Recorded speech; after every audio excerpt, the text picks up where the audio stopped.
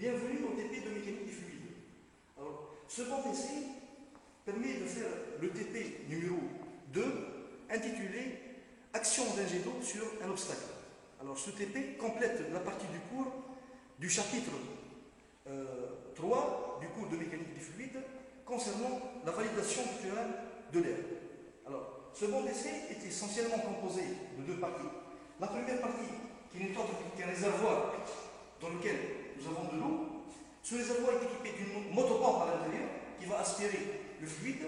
Le fluide va passer par la suite à travers une vanne sur laquelle on peut faire varier le débit volumique. Le fluide va passer également par la suite par un débitmètre avec lequel on peut mesurer la valeur du débit en litres par minute. Le fluide est ensuite envoyé vers la deuxième partie de ce banc d'essai qui est une balance permettant de mesurer la force d'un jet d'eau. D'accord ? Alors, notre objectif ici, c'est quoi? D'abord, c'est de mesurer expérimentalement la force d'un jet d'eau sur deux types d'obstacles. Nous avons un obstacle ici plan, sur lequel nous avons une déviation du jet d'eau d'un angle de 90 degrés. Donc V1 va être vertical et V2 va être horizontal. Sous un angle de 90 degrés, vous avez donc à vérifier l'équation qui dit que la force est égale à Qm multiplié par V1. Qm, c'est le débit massique et V1, c'est la vitesse d'impact du jet d'eau. Alors, le deuxième type d'obstacle, c'est un obstacle hémisphérique. Vous voyez bien que le fluide, quand il va heurter l'obstacle, il va être dévié d'un angle de 180 degrés. Et normalement, on doit essayer de vérifier l'équation qui dit que la force d'impact du jet est égale à 2 fois Qm V1, ce sont des résultats qui sont donnés par le théorème de l'air. Alors, je vais essayer de mettre en marche la machine.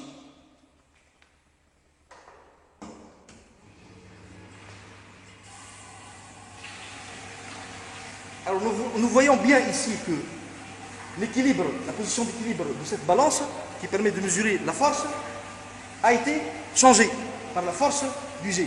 Alors pour rétablir l'équilibre, je vais essayer de déplacer cette masse-là.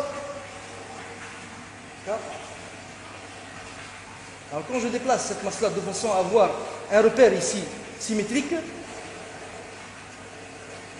je lis la valeur du déplacement de la masse-lotte qui est à peu près 65 mm.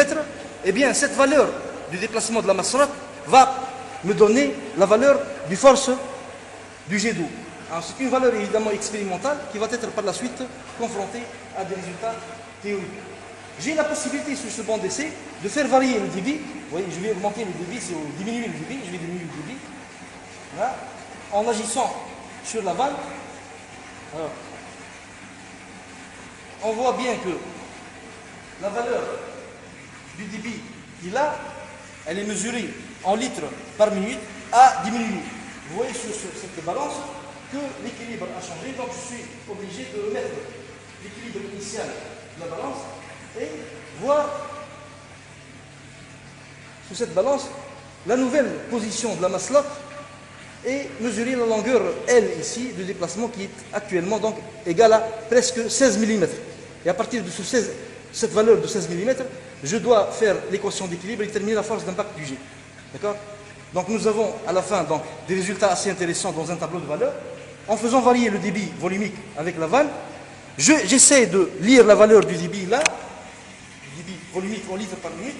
Je peux calculer à partir de cette valeur du débit en litres par minute la vitesse d'impact V et déterminer le débit massique Qm, comparer les résultats expérimentaux aux résultats théoriques. Voilà. Donc vous avez deux cas particuliers où nous avons là un angle de 90 degrés et nous avons ici un deuxième cas particulier concernant l'angle de 180 degrés. Donc ce sont des applications intéressantes pour montrer vraiment l'influence du changement de direction d'un fluide sur la force d'interaction entre ce fluide et un obstacle. Merci.